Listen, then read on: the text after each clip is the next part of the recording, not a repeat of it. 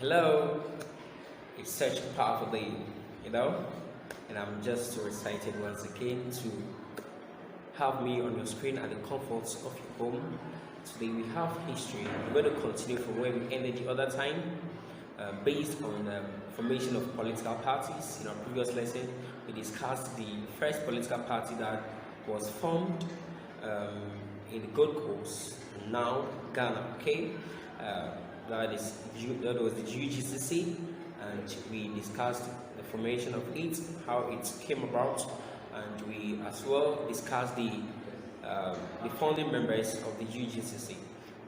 So today we are going to press on and progress with the lesson. So we're going to look at the C.P.P, that is the Convention People's Party. Convention People's Party. So let's then move on to our strand and our sub-strand regarding to this lesson.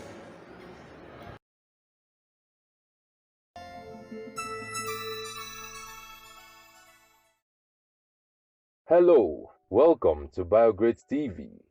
If you're new here, please subscribe and turn on the notification so you don't miss our next video.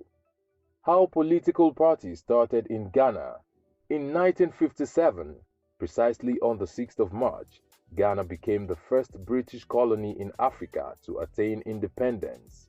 Instantly, this nation, with a rich history that had seen the rise and fall of great empires, became the symbol of hope and what was possible for the rest of Africa, which was under the dominion of one European colonial master or the other. But what happened in Ghana did not happen overnight. It was a long and turbulent journey to that point. Ghana, or Gold Coast as it was then called, became a colony of Great Britain in the 19th century. The Ashanti people, who today constitute the largest ethnic group in Ghana, controlled a large portion of the country before the arrival of the Europeans.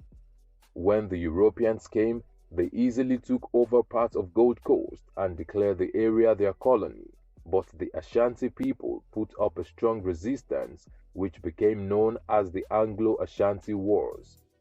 Between 1822 and 1896, 4 wars were fought before the British finally defeated the Ashanti and their territory was officially declared a British protectorate.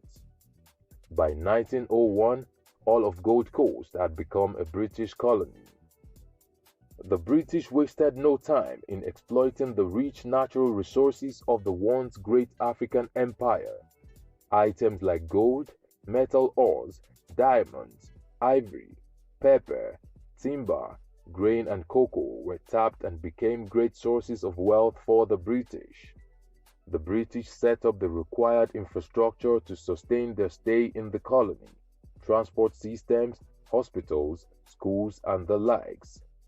Naturally, the local citizens began to embrace Western culture, sending their children to school.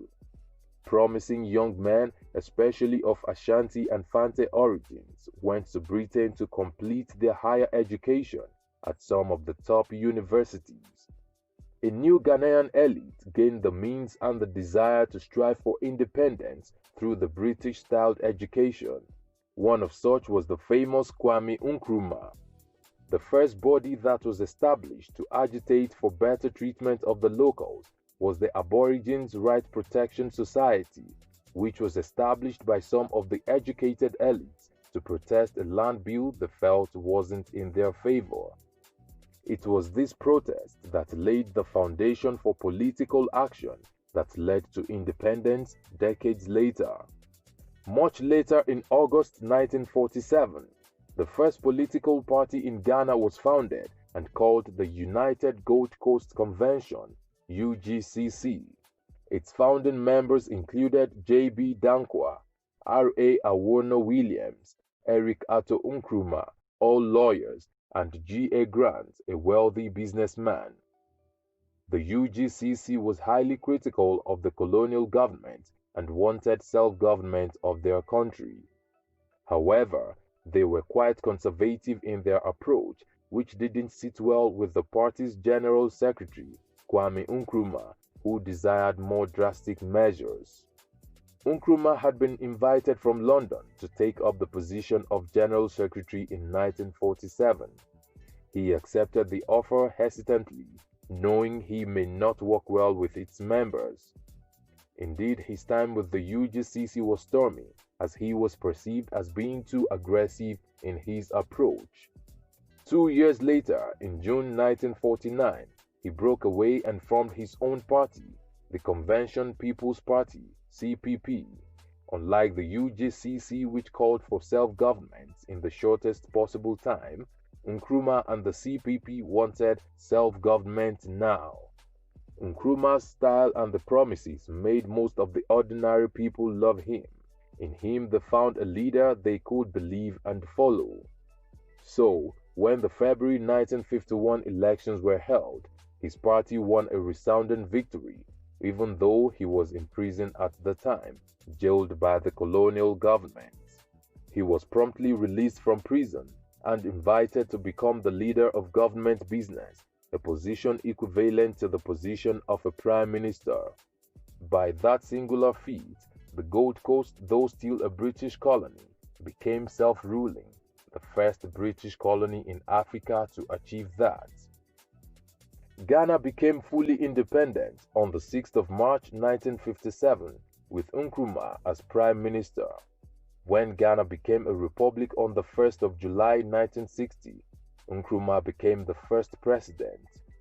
On the 24th of February 1966, Kwame Nkrumah's government was overthrown by the Ghanaian Armed Forces and the police. A National Liberation Council (NLC) was established to govern the country, with Lieutenant General Joseph Arthur Ankara as its head. The military continued holding the reins of power until 1979, when it handed over to a civilian in the person of Dr. Hila Liman of the People's National Party. However, civilian rule lasted for only 2 years before the military again took over power. Party politics didn't return until 1992, when Fleet Lieutenant Jerry Rawlings, who was the incumbent military ruler at the time, stood and won on the ticket of the National Democratic Congress (NDC) in the general elections to return to civilian rule. Since then, Ghana has experienced a stable democracy, which has seen one civilian government hand over to another. Ghana has its civilian president, Nana Akufo-Addo, of the New Patriotic Party (NPP). He was sworn into office on the 7th of January 2017. Ghana continues to operate a multi-party system with about 24 political parties as at 2018. However, the National Democratic Congress and the New Patriotic Party are the two most dominant parties. What have we missed out of this history? Let's know in the comment section. Will it be ridiculous to subscribe to our channel? If no, please like this video, share, and subscribe to our channel.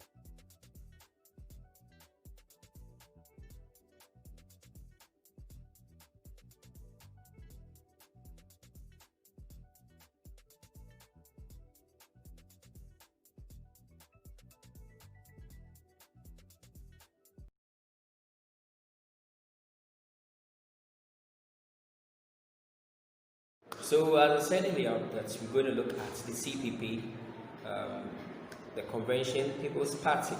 Okay.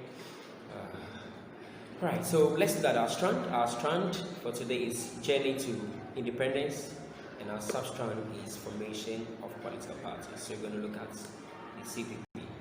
So now let's move on to our objectives of the lesson. The objectives based on the lesson. Alright, so let's quickly look at our objectives regarding today's lesson, okay? By the end of today's lesson, you will be able to, 1, discuss the formation of the Convention People's Party, that is C.P.P, and 2, you're going to identify the founding members of the C.P.P. So let's look at our keywords based on today's lesson, some of the words that will definitely come across as we progress with the lesson. Alright, so let's go through the keywords based on the lesson.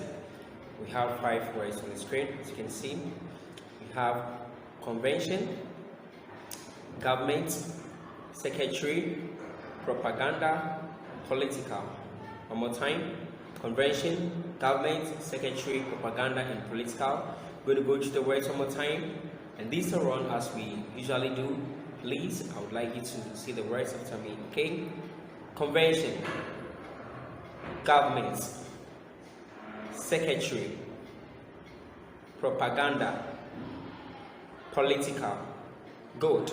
Now I will encourage you to, you can pause the video, write these words down, get your dictionary, and make sure you find the meaning of each of the words, okay? So that when you go somewhere and someone perhaps asks you the meaning of any of these words, you can be assertive or bold enough to tell the person the meaning of each of the following words on the screen, okay? So let's quickly move on to our first objective, that is the formation of the C.P.P. Going to look at when it was formed, the founding members and the likes, okay? So let's quickly move on to our first objective.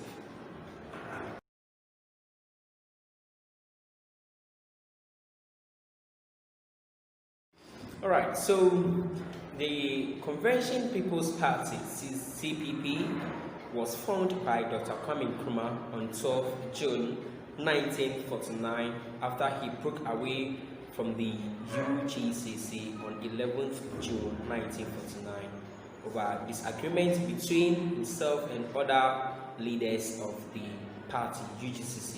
Initially, in our previous lesson, we learned that Dr. Kwame Nkrumah was the General Secretary of the UGCC, but later on he broke away due to some kind of disagreement or misunderstanding between himself and some other leaders of the party. So he formed the C.P.P. With the help of other prospective leaders or founders, okay? So we're going to look at the founding members or other founding members of the C.P.P. So it was the second political party to be formed in the Gold Coast, now Ghana, and the motto of C.P.P. or the party is "Serve Government Now." Serve Government Now is the motto of the C.P.P. So now let's move on to the founding members or the other founding members of the C.P.P. Alright, so the founding members and the leaders of the C.P.P. included Dr. Kwame Nkrumah, who was the chairman, K.E. Bedema, who was the vice chairman. We have Kojo Bochu, who was the general secretary, and Jean Claire Jewu was the financial secretary. And then we have N.E. Welbeck as the propaganda secretary. And the other leading members or founding members were Kofi Bako, we have Saki Sheikh, we have Kwesi, Blanche, and Krobo Edude. So these are the founding members or leaders of the C.P.P. Dr. Kwame Nkrumah being the main leader behind the formation of the party. Alright, so this is just a short one with you.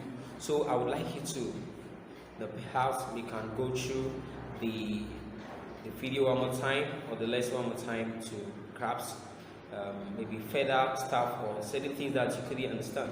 So on this note, that we should the very best. So let's quickly summarize or wrap up with our lesson. Okay. So the Convention People's Party, that is the C.P.P., was formed by Dr. Kwame Nkrumah on 12 June 1949 after he broke away due to some kind of disagreement between himself and other members of the United Gold Coast Convention. And then the motto of the party was self-government now. Okay, the motto of C.P.P was self-government now. And we as well identify the founding members of the C.P.P. We discussed the founding members. We have Dr. Kwame Nkrumah, K.E. Bedema, we have Kojo Bocho, we have Jehu, we have N.E. Welbeck, the others such as Kofi Bako and the like. So we've come to the end of today's lesson, and I wish you all the very best of luck. Till I come the way again is still your facilitator, Wilson. Bye for now.